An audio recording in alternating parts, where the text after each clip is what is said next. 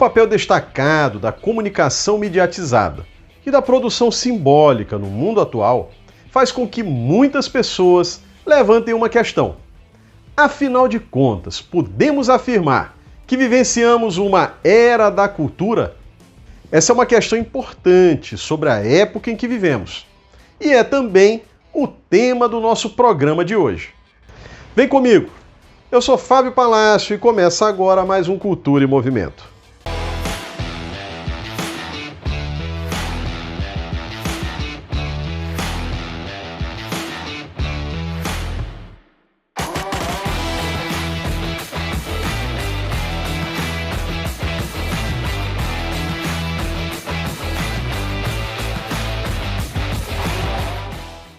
O papel destacado da comunicação mediatizada, a emergência das redes, diversificando a ecologia da comunicação, a proeminência das indústrias criativas e da produção, circulação e consumo de bens simbólicos, a ampliação quantitativa dos trabalhadores da cultura e da informação. Na visão de muitos estudiosos, esses e outros fatores levaram a cultura a uma mudança de estatuto.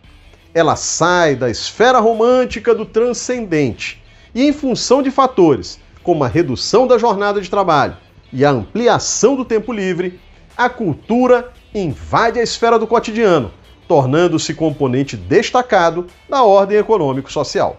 Como explica Raymond Williams, as últimas fases de uma cultura de mercado são muito diferentes de suas fases iniciais. Suas instituições, crescentemente centralizadas, passaram a uma situação na qual se poderia dizer que as instituições culturais são partes integrantes da organização social geral. Numa economia capitalista moderna, com seu tipo característico de ordem social, as instituições culturais, da edição de livros, revistas e jornais, do cinema, do rádio, da televisão e das gravadoras de discos, não são mais marginais, como nas fases iniciais de mercado. Porém, tanto em si mesmas, como por seu frequente entrelaçamento e integração com outras instituições produtivas, são parte da organização social e econômica global, de maneira bastante generalizada e difundida.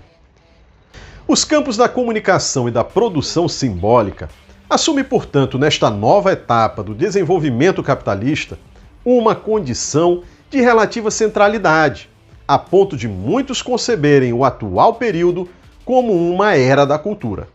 Esse tempo seria caracterizado pela ascensão econômica das indústrias criativas, ultraleves, pelo predomínio da comunicação de massa sobre outras formas culturais e pela progressiva feição simbólica assumida pelos conflitos ético-políticos.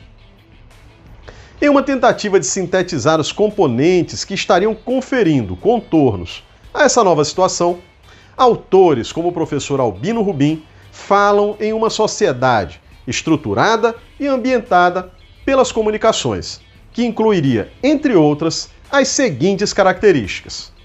Primeira, expansão quantitativa da comunicação, em especial na sua modalidade mediatizada. Diversidade das novas modalidades de mídias, ampliando a complexidade daquilo que um autor como Abraham Moles chamou de ecologia da comunicação. Papel destacado da comunicação mediatizada na definição das formas como vivenciamos a vida, a realidade e o mundo. A abrangência das culturas midiáticas como circuito cultural hegemônico, organizando nossas vidas e difundindo comportamentos, percepções, ideários, valores e, enfim, formas de viver. Prevalência da mídia como esfera da publicização hegemônica entre os diferenciados espaços públicos existentes, articulados e concorrentes. Mutações espaciais e temporais provocadas pelas redes midiáticas, na perspectiva de forjar uma vida globalmente integrada e em tempo real. Crescimento dos setores voltados à produção, circulação, difusão e consumo de bens simbólicos. E, como consequência disso, ampliação dos trabalhadores da informação e da produção simbólica no conjunto da população economicamente ativa e aumento das despesas com comunicações em suas diferentes modalidades. Vejam que disciplinas como os estudos culturais e abordagens como a teoria crítica da sociedade da Escola de Frankfurt não deixam de ser um modo de perceber e codificar teoricamente a era da cultura, nesse caso, numa chave democrática. Evidentemente, há outras abordagens possíveis, inclusive de orientação conservadora. Podemos citar, a título de exemplo, a visão oferecida por Samuel Huntington em seu O Choque das Civilizações.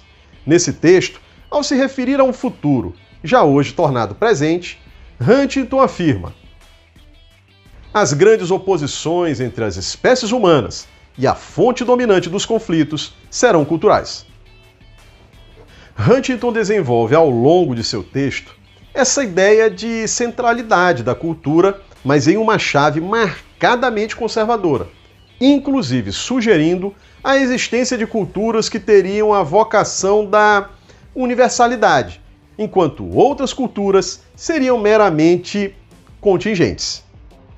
De uma concepção como a de Huntington, a abordagem progressista, corporificada, por exemplo, nos estudos culturais, podemos encontrar um vasto leque de opções, apresentadas sob as mais diversas nomenclaturas, todas elas voltadas à descrição da natureza de uma sociabilidade transformada pela emergência das comunicações e da cultura como questões sociais, econômicas e políticas de primeira ordem.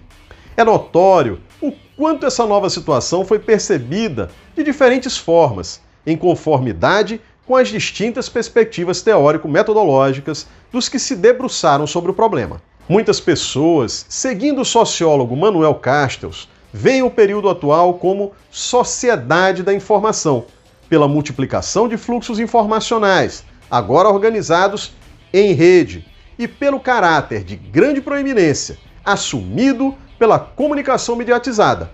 Esse conceito de sociedade da informação, porém, ele exala um certo ranço de unilateralismo, já que você basear apenas no conceito de informação o entendimento dos complexos processos que marcam a vida contemporânea pode levar a explicações reducionistas.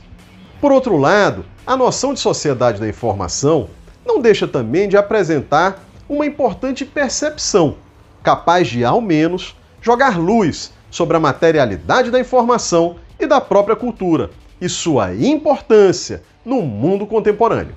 Sobre termos como sociedade do conhecimento e sociedade da informação, afirma o professor Albino Rubim: a contemporaneidade tem sido associada a noções que enfatizam a centralidade da dimensão do conhecimento, seja através do termo sociedade do conhecimento, de uso e sentido aproximados à sociedade da informação, utilizado alternativamente por alguns organismos internacionais, a exemplo da Unesco, seja pelo recurso à expressão capitalismo cognitivo ou da informação, usada por Frederick Jameson.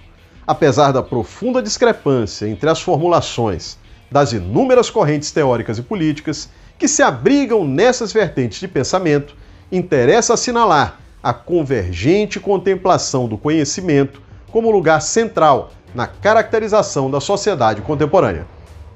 A crescente percepção da materialidade da cultura tem no plano econômico um aspecto destacado, embora não exclusivo.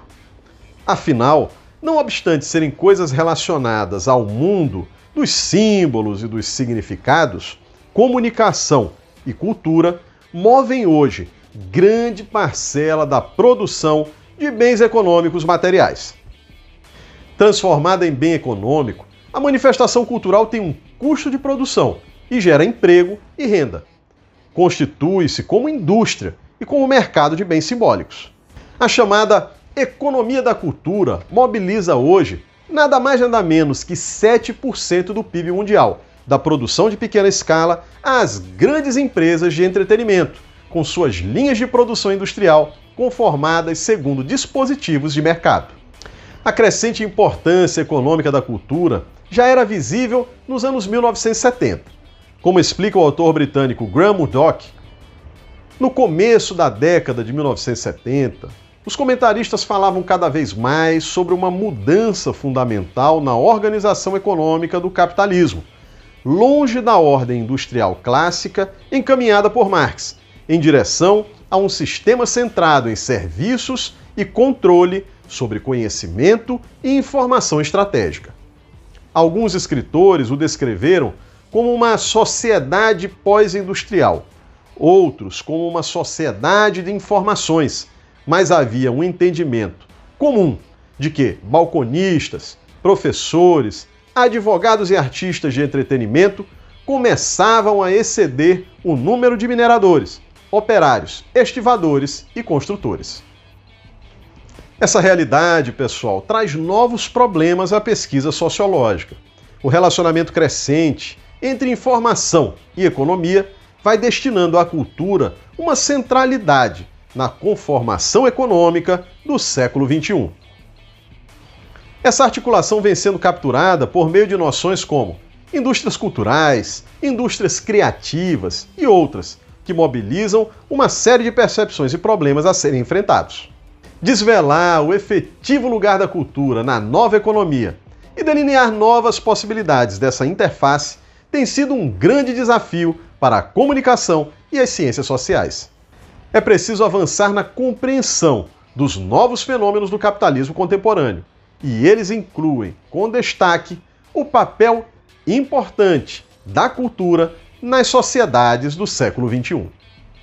Se você gostou deste vídeo, deixe sua curtida e seu comentário, divulgue junto às pessoas próximas que você percebe que teriam interesse no tema. E não se esqueça de clicar no sininho das notificações para ficar sempre por dentro dos nossos conteúdos. A gente se vê na próxima quinta-feira com mais um Cultura e Movimento.